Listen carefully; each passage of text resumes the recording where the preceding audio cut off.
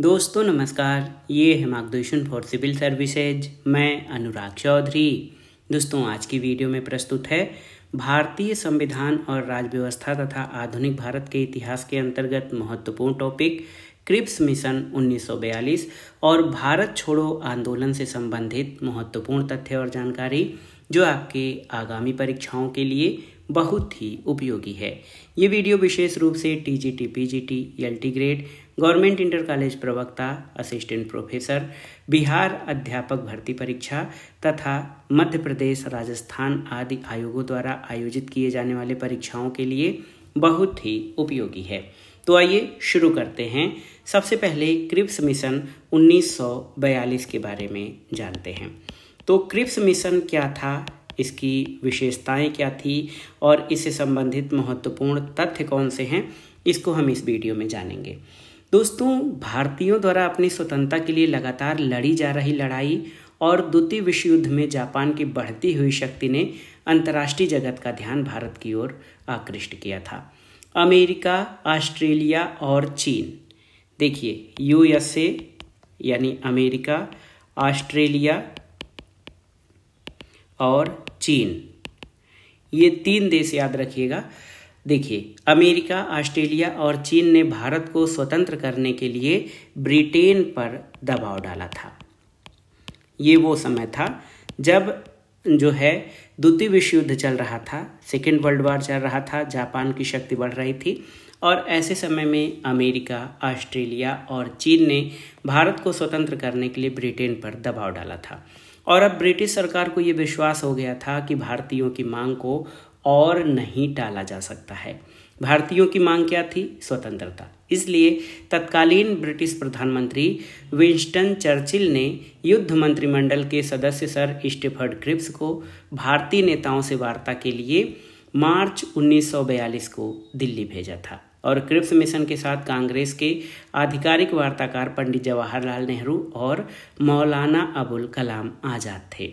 30 मार्च 1942 को क्रिप्स प्रस्ताव प्रस्तुत किया गया था। तो जो महत्वपूर्ण तथ्य हैं क्रिप्स मिशन प्रस्ताव में, इसके बारे में जान लेते हैं। तो देखिए, सबसे महत्वपूर्ण ये है कि द्वितीय विश्व युद्ध में ब्रिटिश सरकार द्वारा द्वितीय विश्व युद्ध के दौरान मार्च 1942 में भारत भेजा गया एक मिशन था क्रिप्स मिशन, और इसका उद्देश्य भारत का पूर्ण सहयोग प्राप्त करना और युद्ध के बाद भारत को डोमिनियन का दर्जा देना था। तो आप देखिए कि ब्रिटिश प्रधानमंत्री उस समय क्रिप्स मिशन के समय जो ब्रिटिश पीएम थे, यहाँ पर मैं नोट कर दे रहा हूँ, ये थे विंस्टन चर्चिल बहुत योग्य प्रधानमंत्री और कूटनीतिक राजनेता रहे हैं। विंस्टन चर्चिल ब्रिटिश प्रधानमंत्री थे उस समय, और इन्होंने जो वार कैबिनेट के सदस्य स्टीफर्ड क्रिप्स को इन्होंने भारत भेजा था। और आप जान लीजिए कि ये ऐसे समय में भेजा गया था जब ब्रिटिश सरकार को ये विश्वास हो गया था कि अब भारतीयों की जो मांग है उसको अधिक नहीं टाला जा सकता है। तो सबसे देखिए यहाँ पर स्टीफर्ड क्रिप्स से कांग्रेस के आधिकारिक वार्ताकार कौन कौन लोग थे कांग्रेस के? तो ये थे पंडित जवाहरलाल और मौलाना आज़ाद। ये भी इम्पॉर्टेंट तथ्य है कि क्रिप्स मिशन मौलाना आज़ाद। क्रिप्स मिशन जब भारत आया तो कांग्रेस की तरफ से उससे वार्ता के लिए आधिकारिक वार्ताकार कौन घोषित किए गए थे? तो ये दोनों लोग थे, पंडित जवाहरलाल नेहरू और मौलाना आज़ाद। ये बहुत ही महत्वपूर्ण तथ्य है। अब 30 मार्च 1942 को क्रिप्स मिशन या क्रिप्स प्रस्ताव प्रस्तुत किया गया था। ये क्रिप्स प्रस्ताव प्रस्तुत किया गया। इसमें मुख्य बातें क्या रहीं, ये जानना जरूरी है। तो क्रिप्स प्रस्ताव में कुछ जो बातें रखी गई थी, इसमें ये था कि युद्ध के बाद नए संविधान की रचना के लिए निर्वाचित संविधान सभा का गठन किया जाएगा। ये बहुत ही महत्वपूर्ण था। हालांकि जो सबसे महत्वपूर्ण बात थी क्रिप्स मिशन की, वो ये थी कि द्वितीय विश्व युद्ध में भारत का समर्थन प्राप्त करने के लिए, युद्ध के बाद भारत को डोमिनियन दर्जा देने के लिए, ये सबसे मुख्य उद्देश्य इसका यही था क्रिप्स मिशन का। तो युद्ध यानी सेकेंड वर्ल्ड वॉर के बाद नए संविधान की रचना के लिए निर्वाचित संविधान सभा का गठन, प्रांतों को संविधान को स्वीकार करने या अपने लिए अलग संविधान निर्माण करने की स्वतंत्रता, युद्ध के बाद एक ऐसा भारतीय संघ स्थापित किया जाएगा जिसे पूर्ण उपनिवेश का दर्जा प्राप्त होगा, और मुस्लिम लीग को भारतीय संघ को स्वीकार करने अथवा न करने की स्वतंत्रता होगी। और एक और तथ्य था कि नए संविधान के निर्माण तक भारत की रक्षा का दायित्व ब्रिटिश सरकार पर रहेगा। तो इसके इसमें प्रस्ताव में जो मुख्य बातें थीं उसको एक बार हम शार्ट में जान लेते हैं। तो ये था सेकेंड वर्ल्ड वॉर में भारत का समर्थन प्राप्त करना, ये महत्वपूर्ण तथ्य था। और युद्ध के बाद भारत को डोमिनियन का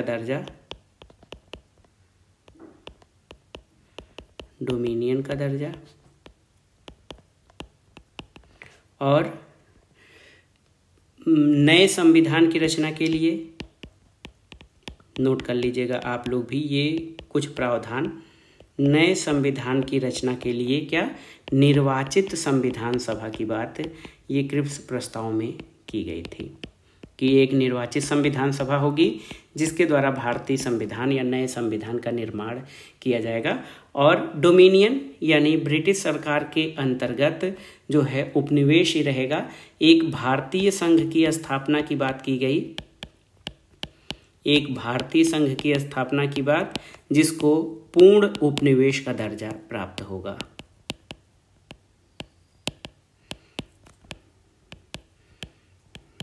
ठीक, ये सारी चीजें इसमें रखी गई थी।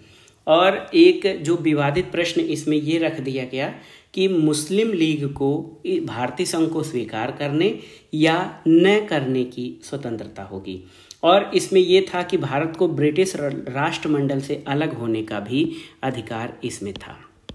ब्रिटिश कॉमनवेल्थ या राष्ट्रमंडल से अलग होने का अधिकार होगा। ये सभी क्रिप्स प्रस्तावों के अंतर्गत प्रमुख प्रावधान थे। क्रिप्स मिशन असफल हो गया। इसकी असफलता के जो प्रमुख कारण थे वो आपको ध्यान देने की आवश्यकता है। क्रिप्स मिशन की असफलता के जो कारण रहे उसमें भारतीय नेताओं ने डोमिनियन दर्जे को अपर्याप्त माना। डोमिनियन का दर्जा हमारी मांग नहीं थी, हम तो पूर्ण स्वतंत्रता चाहते थे, लेकिन ब्रिटिश सरकार जो है डोमिनियन का दर्जा देना चाहती थी, जो कि हमारे या कांग्रेस की मांग के अनुरूप नहीं था। ये आप जान लीजिए, डोमिनियन का दर्जा जो है हमको स्वीकार नहीं था, इसलिए असफल हुआ। और कांग्रेस ने रक्षा मामलों में ब्रिटिश सरकार के नियंत्रण को स्वीकार करने से इनकार कर दिया था। ये भी बहुत ही महत्वपूर्ण तथ्य था, क्योंकि इसमें क्रिप्स मिशन में ये कहा गया था कि नए संविधान के निर्माण तक भारत की रक्षा का दायित्व तो ब्रिटिश सरकार पर होगा। तो कांग्रेस ने रक्षा मामलों में ब्रिटिश सरकार के नियंत्रण को स्वीकार करने से जो है इनकार कर दिया था। डोमिनियन स्टेटस क्या होता है, इसको आसानी से आप समझ लीजिए। डोमिनियन का शाब्दिक अर्थ होता है शासन करना या शासित प्रदेश, और यहाँ पर पूर्ण डोमिनियन का दर्जा जो है डोमिनियन, इसका अर्थ होता है शासन या शासित प्रदेश। तो ब्रिटिश सरकार क्रिप्स मिशन प्रस्ताव में भारत को डोमिनियन का दर्जा देने के लिए थी, तो शासित प्रदेश था। और ब्रिटेन की जो साम्राज्ञी या महारानी थी, उनका स्वदेश और विदेश स्थित वह क्षेत्र जिस पर उनका शासन था उसको डोमिनियन कहा जाता था। और वर्तमान में डोमिनियन की जगह राष्ट्रमंडल सदस्य यानी कॉमनवेल्थ नेशंस के रूप में इसका शब्द लिया जाता है। तो जब ये क्रिप्स मिशन आया था तो उसमें भारत को डोमिनियन स्टेट या पूर्ण उपनिवेश का दर्जा देने का इसमें प्रस्ताव रखा गया था। और इसकी असफलता भी इन्हीं कुछ कारकों के द्वारा हुई, क्योंकि भारतीय नेताओं ने डोमिनियन दर्जे को अपर्याप्त माना और पूर्ण स्वतंत्रता की मांग की थी भारतीय नेताओं ने। और जो डोमिनियन दर्जा था इसको इन्होंने अपर्याप्त मांगा और ये भारतीयों की आकांक्षा और उनके इच्छा के अनुरूप नहीं था। और दूसरी चीज़, कांग्रेस ने रक्षा मामलों में ब्रिटिश सरकार के नियंत्रण को स्वीकार करने से इनकार किया था। मुस्लिम लीग ने क्यों ठुकराया? एक और कारण है, क्योंकि मुस्लिम लीग को तो काफ़ी स्वतंत्रता दी गई थी कि युद्ध के बाद जो संघ बनेगा भारतीय संघ पूर्ण उपनिवेश का दर्जा होगा। मुस्लिम लीग भारतीय संघ को स्वीकार करने या न करने की स्वतंत्रता होगी। तो मुस्लिम लीग को क्या दिक्कत हुई? मुस्लिम लीग ने क्रिप्स मिशन प्रस्तावों को क्यों ठुकरा दिया? मुस्लिम लीग ने पाकिस्तान की मांग की और क्रिप्स मिशन प्रस्तावों को अपर्याप्त माना था। दूसरा चीज़ ये है कि देश का सांप्रदायिक आधार पर विभाजन उसकी मांग नामंजूर कर दी गई थी। मुस्लिम लीग ने इस आधार पर जो है क्रिप्स मिशन का बहिष्कार किया या उसके प्रस्तावों को नहीं मांगा, क्योंकि पाकिस्तान की जो मांग थी सांप्रदायिक आधार पर उसमें ठुकरा दिया था। कांग्रेस ने प्रस्ताव का विरोध किया क्योंकि उसमें भारत को टुकड़ों में बांटने की संभावनाओं के द्वार खोल दिए गए थे और सुरक्षा के प्रश्न पर कांग्रेस क्रिप्स प्रस्ताव से सहमत नहीं थी। इसलिए कांग्रेस और मुस्लिम लीग दोनों ने क्रिप्स प्रस्तावों का जो है समर्थन नहीं किया और विरोध किया था। देखिए, यहाँ पर जो महत्वपूर्ण प्रश्न बनता है क्रिप्स मिशन से वो ये कि गांधी जी ने क्रिप्स प्रस्ताव को क्या कहा था? तो गांधी जी ने पोस्ट डेटेड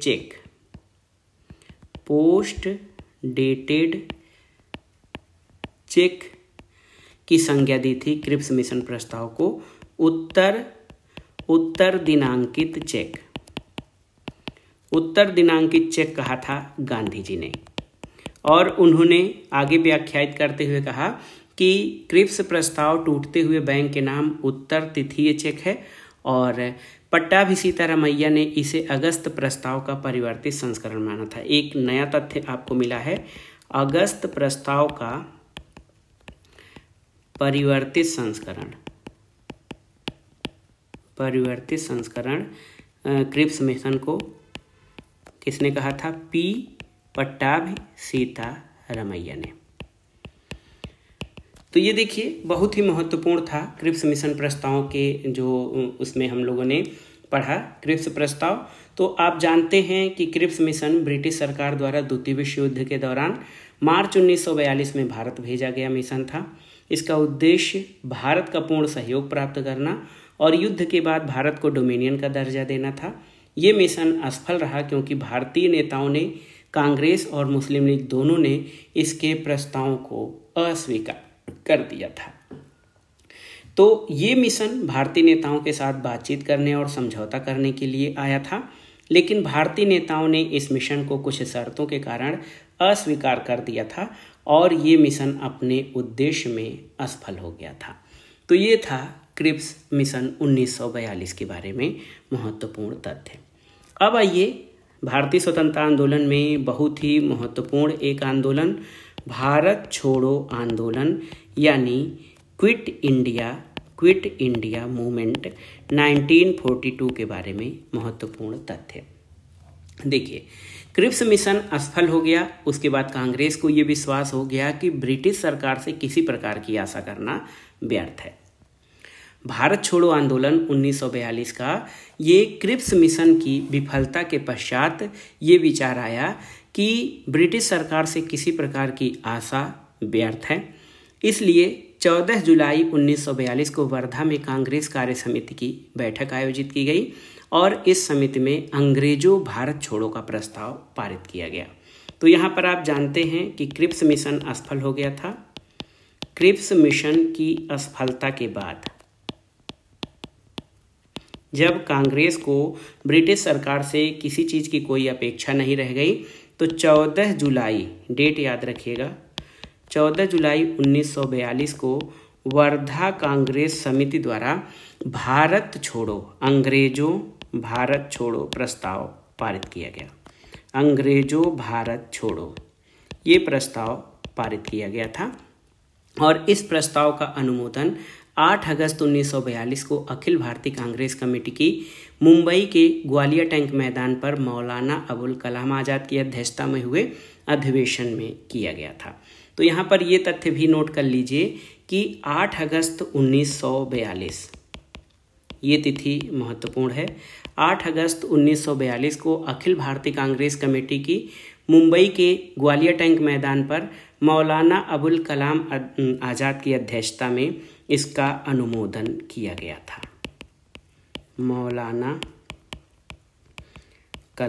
मौलाना आज़ाद की अध्यक्षता में 1942 का जो कांग्रेस अधिवेशन हुआ था उसमें इस अधिवेशन में इसको जो है अनुमोदन किया गया था।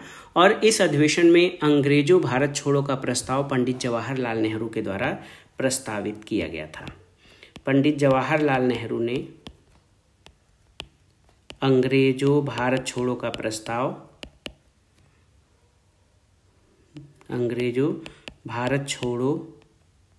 का प्रस्ताव इन्होंने प्रस्तावित किया था, पंडित जवाहरलाल नेहरू ने। ये तथ्य भी महत्वपूर्ण है, किसने अंग्रेजों भारत छोड़ो आंदोलन का प्रस्ताव जो है प्रस्तावित किया था, और इसका अनुमोदन जो है वल्लभ भाई पटेल ने किया था। वल्लभ भाई पटेल ने अनुमोदन किया था, ये नोट कर लीजिएगा। ये दो तथ्य इम्पॉर्टेंट हैं कि 8 अगस्त 1942 को मौलाना आज़ाद के अध्यक्षता में हुई कांग्रेस कमेटी की बैठक में ग्वालियर टैंक मैदान मुंबई में इसका अनुमोदन किया गया अंग्रेजों भारत छोड़ो का, और पंडित जवाहरलाल नेहरू ने अंग्रेजों भारत छोड़ो प्रस्ताव इनके द्वारा प्रस्तावित किया गया था, और वल्लभ भाई पटेल ने इसका समर्थन किया था। और इसी ऐतिहासिक सम्मेलन में गांधी जी ने करो या मरो का नारा दिया था। डू आर डाई का नारा गांधी जी ने भारत छोड़ो आंदोलन के दौरान दिया था, और आंदोलन की शुरुआत 9 अगस्त 1942 को हुई थी। 9 अगस्त 1942 को भारत छोड़ो आंदोलन की शुरुआत हुई थी। और एक और तथ्य है, भारत छोड़ो आंदोलन को अगस्त क्रांति भी कहा जाता है। अगस्त क्रांति भारत छोड़ो आंदोलन को कहा जाता है। 8 अगस्त 1942 को महात्मा गांधी ने ब्रिटिश शासन को समाप्त करने का आह्वान किया था, और मुंबई में अखिल भारतीय कांग्रेस कमेटी के सत्र में भारत छोड़ो आंदोलन शुरू किया गया। और आप जान लीजिए, अभी हमने बताया है कि करो या मरो का नारा गांधी जी ने ग्वालियर टैंक मैदान में किया, जिसको अब अगस्त क्रांति मैदान कहा जाता है। ग्वालियर टैंक मैदान जहां पर भारत छोड़ो आंदोलन की शुरुआत का उद्घोष हुआ था, उसको अगस्त क्रांति मैदान कहा जाता है। और भारत छोड़ो का नारा किसने प्रस्तावित किया था, या भारत छोड़ो का नारा सबसे पहले किसने दिया था, यहाँ पर आपके लिए बहुत ही महत्वपूर्ण तथ्य है।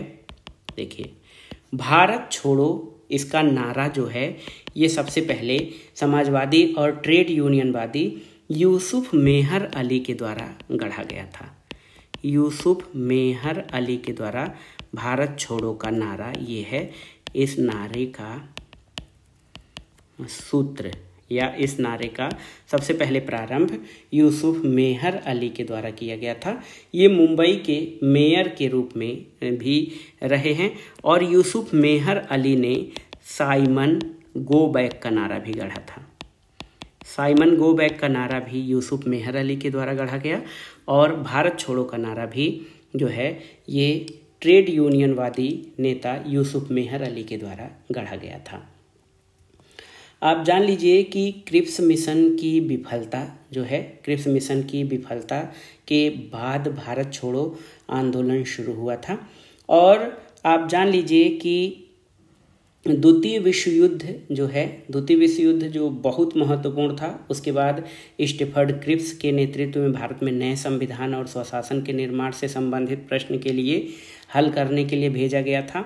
और क्रिप्स मिशन की असफलता जो कि ये विफल इसलिए हुआ क्योंकि इसने भारत के लिए पूर्ण स्वतंत्रता नहीं बल्कि विभाजन के साथ डोमिनियन स्टेटस की पेशकश की थी, इसीलिए क्रिप्स मिशन असफल हुआ था। और भारतीय राष्ट्रीय कांग्रेस ने द्वितीय विश्व युद्ध में ब्रिटिश सरकार का बिना शर्त समर्थन करने की भारत की मंशा को सही से नहीं समझा जा सका। और आप जान लीजिए एक और महत्वपूर्ण तथ्य कि क्रिप्स मिशन की विफलता के बाद कांग्रेस को ये पक्का विश्वास हो गया था कि ब्रिटिश सरकार से किसी प्रकार के सहयोग और समर्थन की आशा करना व्यर्थ है। इसलिए जो है कांग्रेस कमेटी ने 14 जुलाई 1942 को वर्धा में कांग्रेस कार्य समिति की बैठक में अंग्रेजों भारत छोड़ो का प्रस्ताव पारित किया था। और एक और तथ्य आप जान लीजिए भारत छोड़ो आंदोलन के बारे में। 1942 8 अगस्त 1942 को ये जो है 8 अगस्त, यहाँ पर 8 अगस्त ही भारत छोड़ो आंदोलन की शुरुआत 8 अगस्त से ही मानी जाती है। 8 अगस्त 2022 को भारत छोड़ो आंदोलन के शुरुआत के 80 वर्ष पूरे होने के उपलक्ष्य में जो है पूरे देश में कुछ कार्यक्रम आयोजित किए गए थे। और भारत छोड़ो आंदोलन के दौरान ग्रैंड ओल्ड लेडी के रूप में लोकप्रिय अरुणा आसफ अली को जो है भारत छोड़ो आंदोलन के दौरान ग्वालियर टैंक मैदान में भारतीय ध्वज फहराने के लिए जाना जाता है। तो ये बहुत ही महत्वपूर्ण तथ्य और जानकारी थे जो कि हमने परीक्षाओं की दृष्टि से इम्पॉर्टेंट तथ्यों को यहाँ पर कवर किया क्रिप्स मिशन और भारत छोड़ो आंदोलन से संबंधित। तो ये वीडियो आपको कैसा लगा हमें कमेंट बॉक्स में ज़रूर बताइएगा। वीडियो को लाइक करें, शेयर करें और इस चैनल मार्गदर्शन फॉर सिविल सर्विसेज को सब्सक्राइब करें। वीडियो देखने के लिए